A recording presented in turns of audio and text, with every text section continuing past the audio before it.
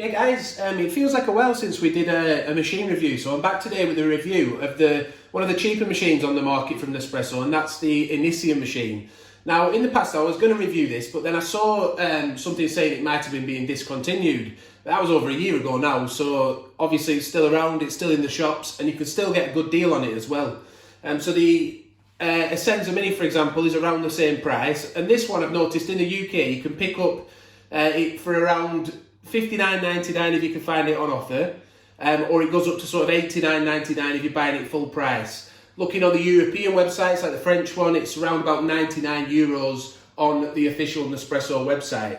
Now this one's in black, but obviously there are different colours available with this, so you get colours on these machines that you might not get on other Nespresso machines, like Fuchsia Velvet is one of them, Ruby Red is available, then you've got your standard white, which you can get on a lot of other machines. But yeah, there's plenty of colours. There's also like a turquoise colour, just loads of different ones you can get really.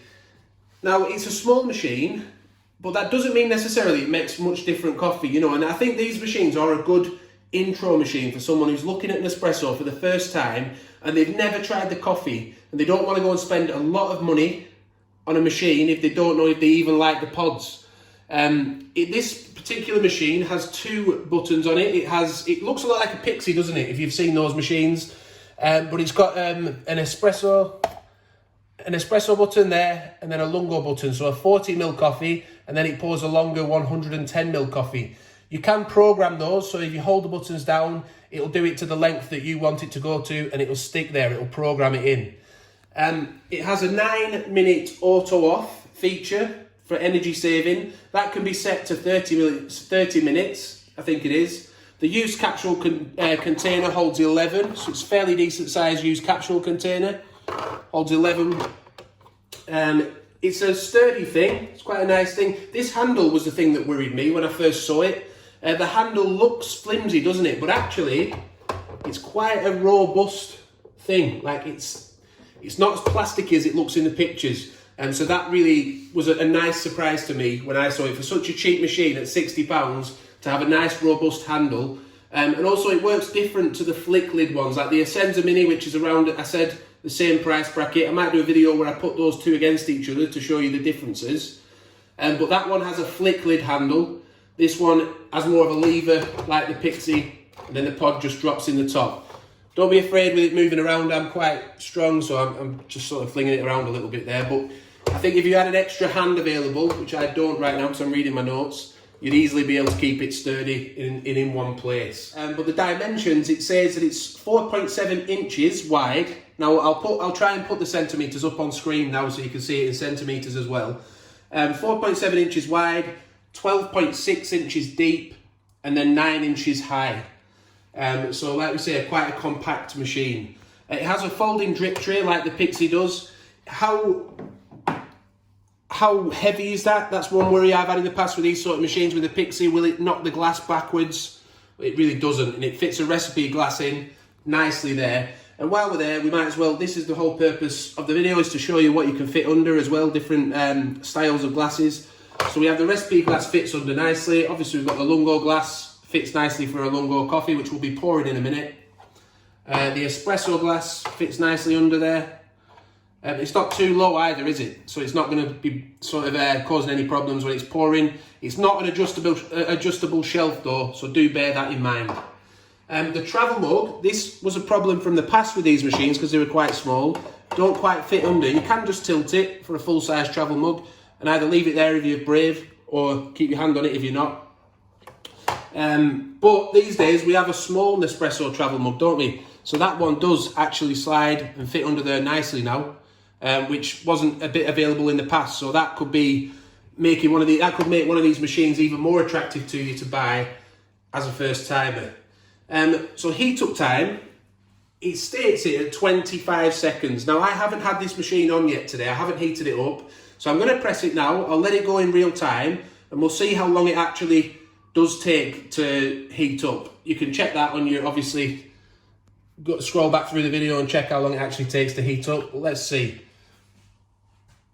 But these two buttons, what it doesn't have is a ristretto button, but as I said, you can reprogram and reset the cup sizes. We have a video on the channel of how you can do that to pour a shorter 25ml coffee if ristretto is your favourite kind of coffee. The warranty on it, on the Nespresso website, it states it at 1 year. But interestingly, from shops like Curry's in the UK, I noticed it says it's a 3-year warranty, which on a £60 machine, that's very good value, isn't it? To have a 3-year warranty on a £60 machine, you can't really go wrong. And it could give you a chance to taste the coffee. So we'll see then. I'm not sure how long that is right now, but I'll check and find out, or you can scroll back through the video and see how long that did take to heat up. Whether it took 25 seconds or not, they do tend to heat up a little bit quicker sometimes, especially if they've been used a little bit earlier in the day. They tend to heat up a little bit quicker then. So let's get on now. We'll pour an espresso. In the past, I've been accused of not pouring a longer coffee on some of my reviews, so I'll pour a lungo as well.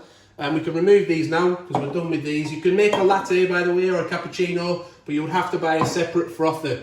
These don't come with an Aeroccino frother or a barista recipe maker or anything like that, so you would have to buy that separately yourself, which is adding an extra 50 or 60 pounds onto the cost of the machine. Whereas with like a Latissima or a Creatista machine, they come included with the machine. But for now, let's just pour an espresso. We're using the Kazar pod for this, which is quite a rich, thick, full-bodied pod, so we should get a nice crema out of it, but let's see. So one thing we notice, it's quite loud, like the Pixie.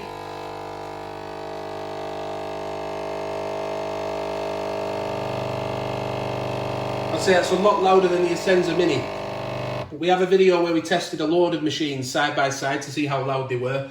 But as we see though, it is making, if we go back, get a nice close-up of that, it is making a nice, rich, full-bodied espresso.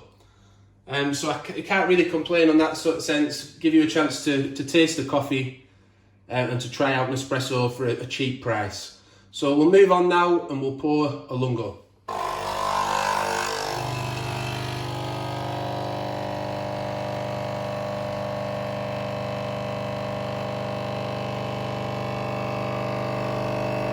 I will state again, it is loud for a small machine. If you're wanting a quiet machine, then the Essenza Mini may be the way to go. However, this is brewing a nice rich lungo.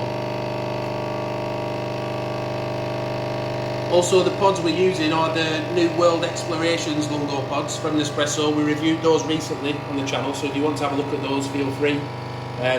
Did an in-depth review of all 6 of those pods. This one's the Shanghai lungo. We're just getting, like I said in the past, someone has asked me to pour a longer coffee just so that they can see the brew and how it brews a nice lungo.